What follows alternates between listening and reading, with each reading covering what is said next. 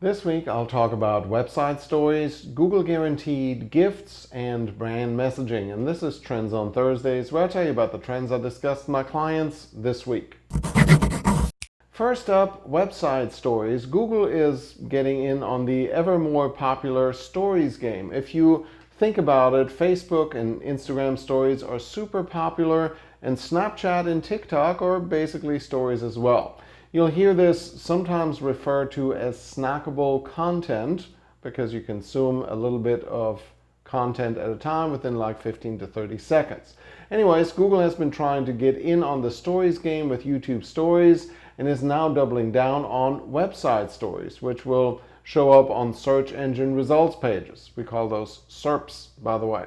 So if you can take a blog post, for example, and condense it down to 5 slides or more, snackable, you could have an easy way into the SERPs that doesn't involve lots of writing. We're playing around with the beta right now, and I'll keep you posted on that. In the bigger picture, telling stories in short bursts, whether it's 15 seconds, 5 slides, a quick carousel, is a skill that takes practice. The good news is that stories on Instagram and Facebook disappear after 24 hours, and if they're bad, they're just gone before you know it. Next, Google Guaranteed. Google is rolling out their Google Guaranteed program where they vouch for your good experience with the service provider, currently mostly for house, home, and pet services, grooming, AC, tree service, that kind of thing. Price tag looks to be $50 a month, and in return you get a coveted Google checkmark. This one is green, by the way. What the customer gets is an up to $2,000 guarantee by Google for the service. This puts Google on par with other providers like Angie's List that offer a similar guarantee, but Google is Google. They dominate when it comes down to search, and they also power both Android phones and Google Home voice assistants.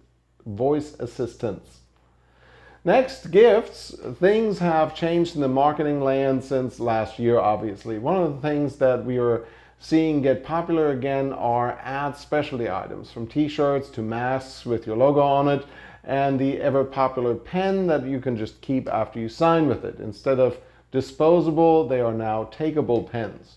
What we've seen is that the extra couple of cents for the nicer item are actually totally paying off. We had a client that did an event last year, and he used the shirts that cost maybe $1 more because they feel so much better, and I still have people rave about the shirts and they wear them all the time. Promotional products have an 89% brand recall even after 2 years, and 82% of people have a more favorable impression of a brand after receiving an item.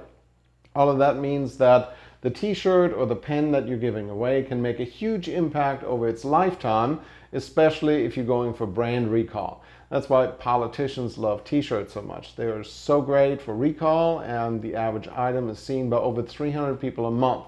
The caveat is, think about what you're giving away and who your customer is.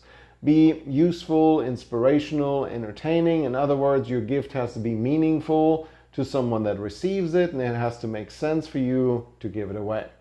One more, brand messaging. We all spend a lot of money to get brands in front of consumers. Here at Captivate Minds and at agency like ours across the country and the globe. I know this because, believe it or not, we actually talk to each other in secret societies. I'm totally kidding, but that's what I would say if there was a secret society. Anyways, one of the most effective ways to test brand messaging is, of course, Facebook, and they themselves know a lot about what works in branding and what doesn't. In a new collection of tips they just released a few days ago, they highlight how tiny changes can make a huge difference on the impact your brand has. For example, designing for sound off and adding captions to your videos like these increase view duration by an average of 12%. Similarly, displaying your brand in the first 3 seconds of your video increases conversion lift significantly. We just had a client where we made one little change to the video and cut the cost per lead almost in half.